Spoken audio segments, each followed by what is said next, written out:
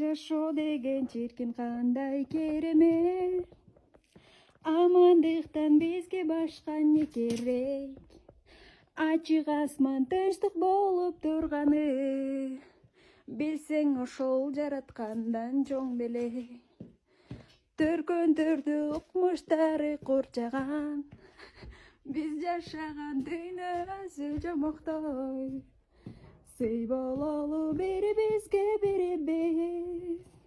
Адам деген асылдыкты жоготпой.